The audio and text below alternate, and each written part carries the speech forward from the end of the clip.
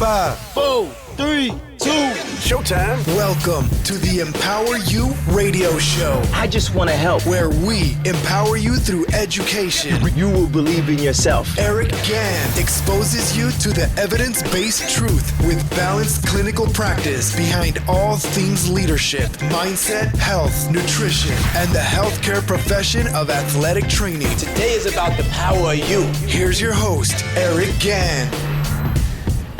Hi everyone, thank you for listening and welcome back to the show. Today I want to get into a nutritional topic.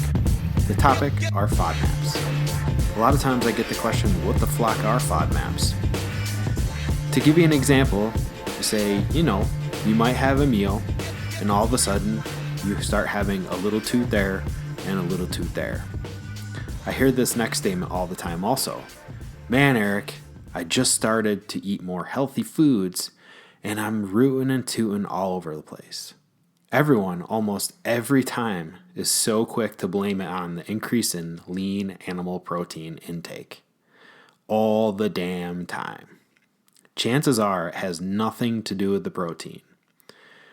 Guess what? You might actually have an issue with FODMAPs.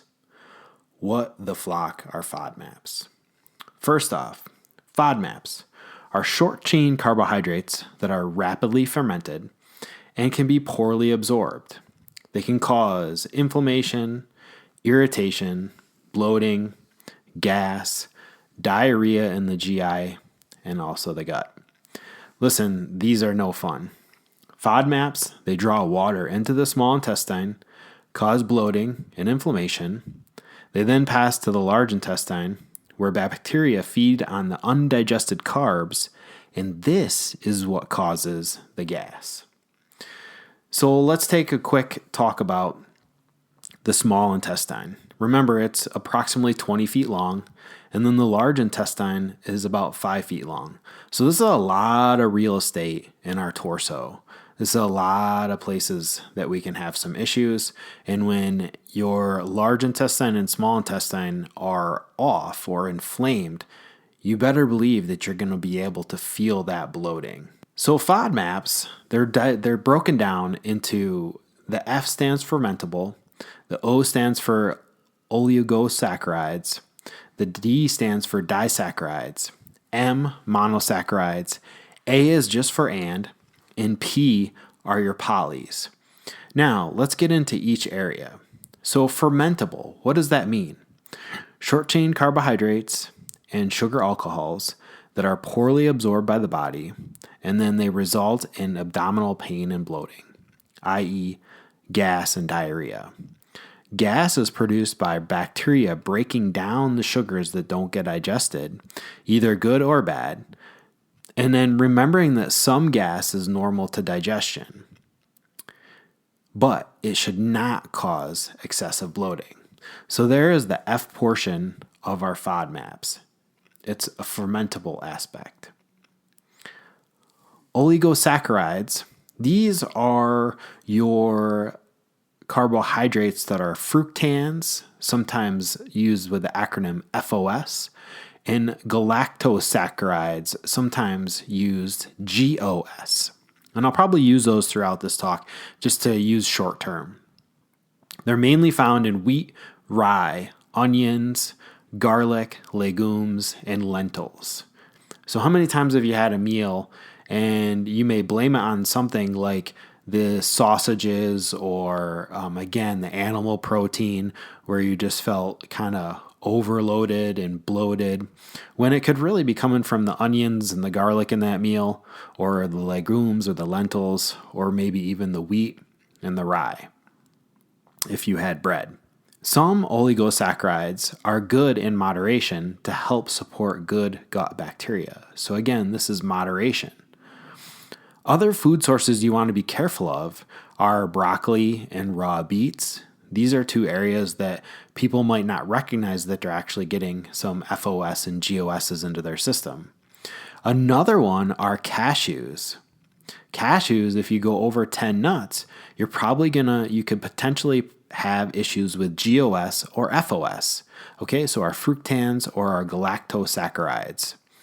Now, Almonds, a tree nut, also can be troublesome with GOS. So you want to make sure that you keep those around 10 nuts. The interesting part is that almond milk is okay. So the processing of almond milk keeps things low on the FODMAP diet and the FODMAP spectrum. Almond butter, though, keep it to around 1 tablespoon. Again, you go over 1 tablespoon and you're going to have some GOS issues. Okay, so those are our galactosaccharides. These are just a few foods you want to keep in mind with our oligosaccharides and the O portion on our FODMAPs. Next, we move into disaccharides. So this is talking about our lactose. So anything coming from a cow or cow product and even goat, okay? So we need to be careful of goat products as well. So we need the enzyme lactase to digest lactose. And again, these are all found in milk and milk products. And also yogurt. On a post on Instagram I had one time discussing FODMAPs, a comment that I had was, hey, why don't you just have some yogurt? That'll fix your gut. Well, if you are sensitive to FODMAPs, then having the disaccharide of lactose is definitely not going to help you out. It's just going to make you maybe even a little bit worse. So our lactose is something we want to stay away from if we're actually following a FODMAP diet. Monosaccharides is where we get to fruit. Sometimes, the fruit, the sugar in fruits, not sometimes, but all the time is known as fructose. So you can get this in your fruits and also your honey. Interesting part, as I was looking into the research on monosaccharides and fructose, a protein transporter known as GLUT5 is a protein transporter that is needed to carry fructose across the gut wall. Now, the interesting part about all of this research was that as obesity increased, the ability to digest and the showing up or the representation of protein transporter GLUT5 was actually lower. So this is a thing that kind of tells us that as obesity rises, the gut becomes less tolerable and a little less robust in terms of the type of foods that it can tolerate and digest for you. Another thing to think about is 30% of humans cannot digest fructose well, and this goes up, like I said, with obesity. We should also think about keeping our fructose ingestion to around 25 grams per day. Some examples are 13 grams are in an apple. On the high note, 30 grams are in a can of Coke. And you're going to get it that high because you're going to have high fructose corn syrup. So that's going to get you really high numbers of fructose. The flip side of it is when you eat that apple, you're getting a lot of fiber and other nutrients related to that apple. So it can be helpful in terms of digestion. And then the other thing we want to talk about is being careful with honey. So 1 teaspoon of honey, if you're sensitive to fructose, will go ahead and stimulate your gut and give you the old bloating and possibly diarrhea issues. When we look at the P of FODMAPs, these are our sugar alcohols, both natural and artificial. So sugar alcohols occur naturally in a lot of foods, and you can find them in the form of sorbitol and mannitol. You can also get these artificially, so they can break down certain foods, and labs can break down foods and produce sorbitol and mannitol. And then all of the other artificial sweeteners that you have out there that can actually cause some problems to your gut. The only artificial sweetener, and it's a natural sweetener, is stevia. Stevia is the only one of these sugar alcohols that don't generally aggravate people with FODMAP issues. So let's get back to our polys. In most people, they are incompletely absorbed in the small intestine. You can find them naturally in sweet potatoes. Around a half a cup is what's generally tolerable. You can find them in coconut, so 2/3 of a cup or 3 ounces of liquid, so 2/3 of a cup of shredded coconut, which is a pretty good amount. But then when we look at condensing it down into coconut milk or water, 3 ounces is all you can really tolerate. And that's not a whole ton before these polys are going to start messing with your gut. Avocados are another one. So about 1/8 of an avocado, or if you measure it out to 1.06 ounces is okay. Now, we have to remember that the FODMAP diet is not a forever diet. It's used to identify stomach and gut GI triggers. It's also used to kill off SIBO, so that's small intestinal bacterial overgrowth, and it's also used to decrease GI inflammation. Now, when we use the FODMAP diet, we want to look to follow the elimination phase. I usually recommend for about 4 weeks. We want to decrease inflammation and give the gut chance to heal. And this is what you'll get in about 4 weeks. After 4 weeks, we're going to pick a food and begin to reintroduce it.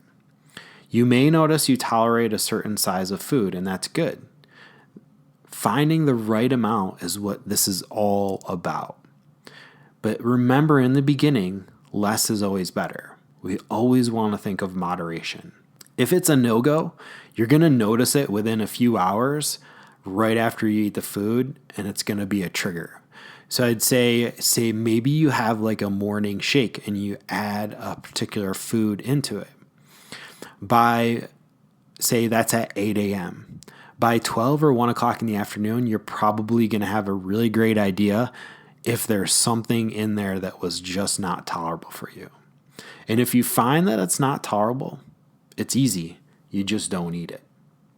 Now, we've talked a lot about foods that, may cause irritation, but there's tons of foods that are absolutely green lights on a FODMAP diet.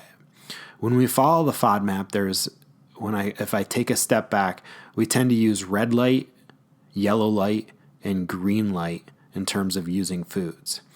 And I should say that not all of this information is coming from me.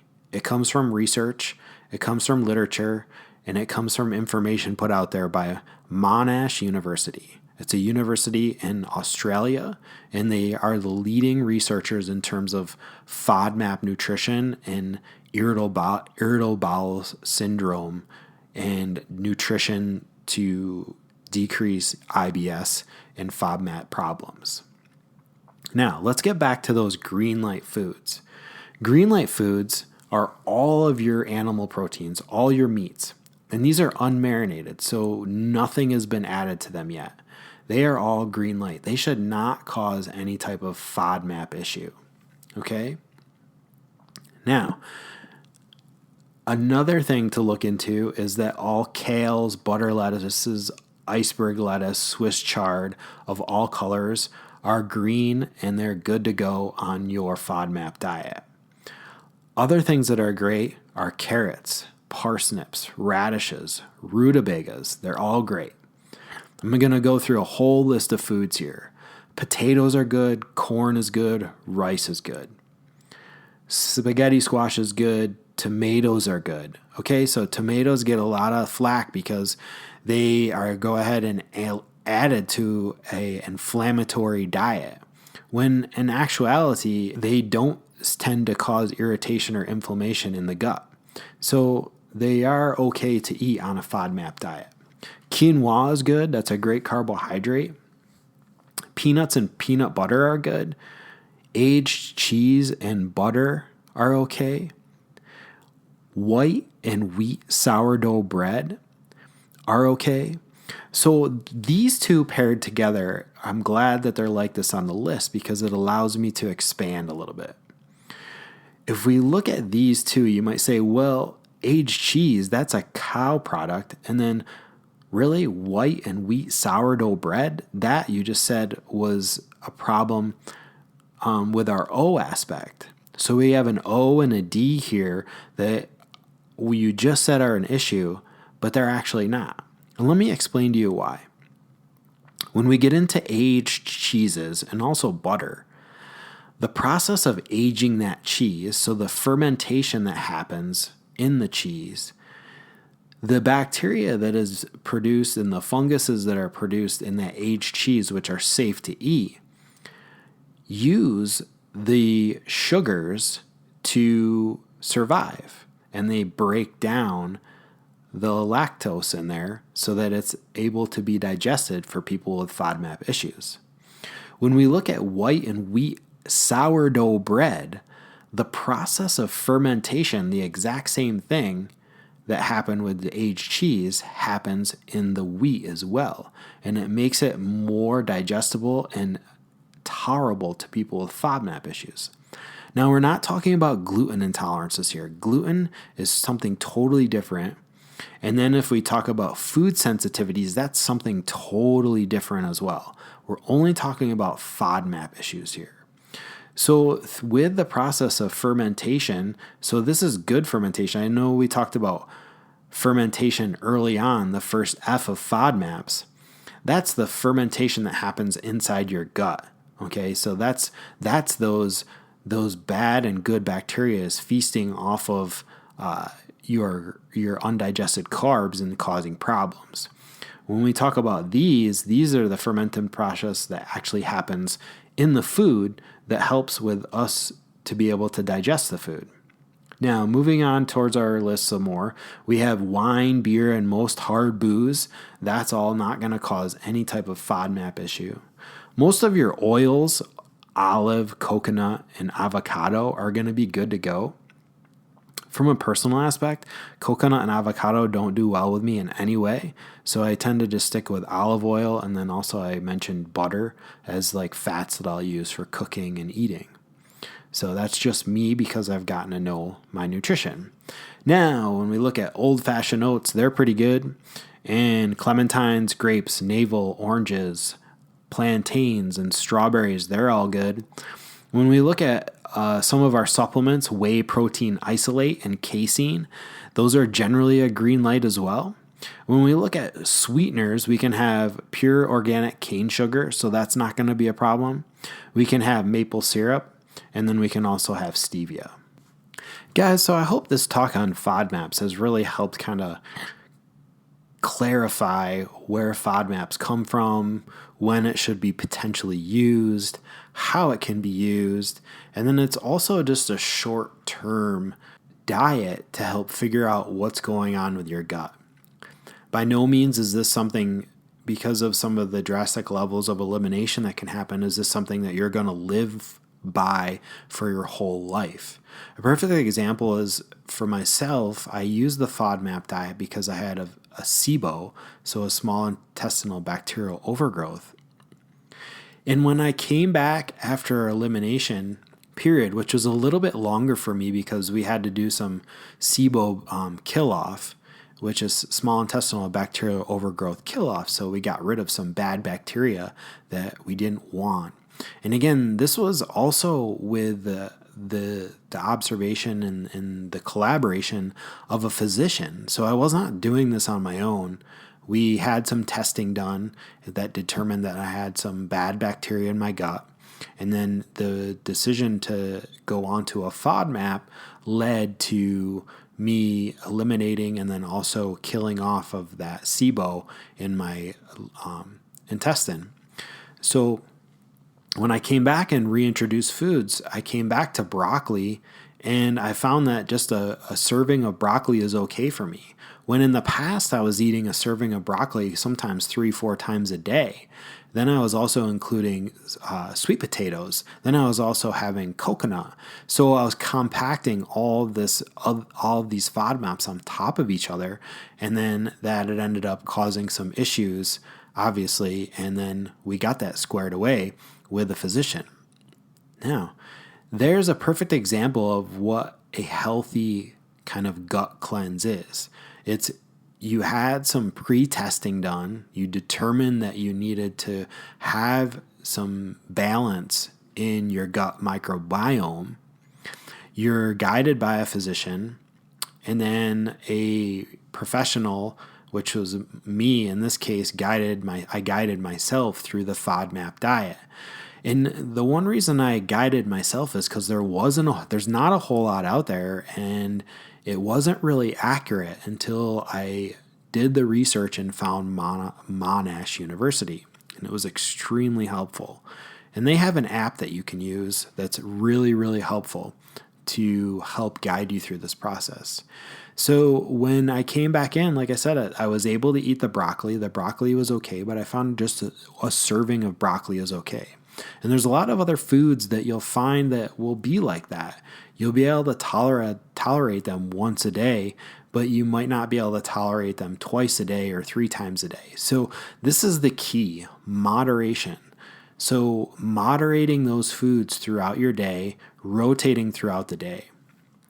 Now, when it comes to the next day, I can repeat just fine what I had for breakfast the next day again for breakfast. There's enough time in there with digestion and the food and how things have reacted in my gut that I can go ahead and have it again the next day. So if you think about meal planning, because that's very popular these days in nutrient timing, plan your days out and you can most certainly repeat those meals on the next day. So if you have a particular breakfast that's really easy for you to make up throughout the day, throughout the week, and you like to have it on your work week, then you can go ahead and you can have that. But again, see how you tolerate it. Maybe you need to have a rotation, maybe 1 or 2 days. So it all depends. Nutrition is so individual, guys. And this FODMAP diet is just another tool to help individualize your nutrition to you and figure out what helps to nourish your body and what you need as an individual. We can't have cookie cutter programs. And unfortunately, a lot of people don't want to put in the work that is needed to understand what's happening with our body and our gut. And when you do put in the work and you have your mind connected to your GI and you figure these triggers out, it is so damn rewarding. Man, it feels so good to feel so good every day. It's like that old saying, I'm so sick and tired of feeling sick and tired. So it kind of get to that point when people will go ahead and start to dial this all in, and then they start having really great results. Listen, guys, that's all I've got for today on FODMAPs and this nutritional topic. So you've been listening to the Empower You radio show. Please subscribe, rate, and review wherever you get your podcasts. You can find us, meaning myself, Eric Gann, and Artemis Scantilides, at empoweryouonlinecoaching.com. You can also follow us on Facebook at Empower You Online Coaching. And on Instagram, please go ahead and follow at EmpowerYou_radio show, where you'll get all of the updates and links to the latest radio shows. Thanks, guys, and I'll see you again soon.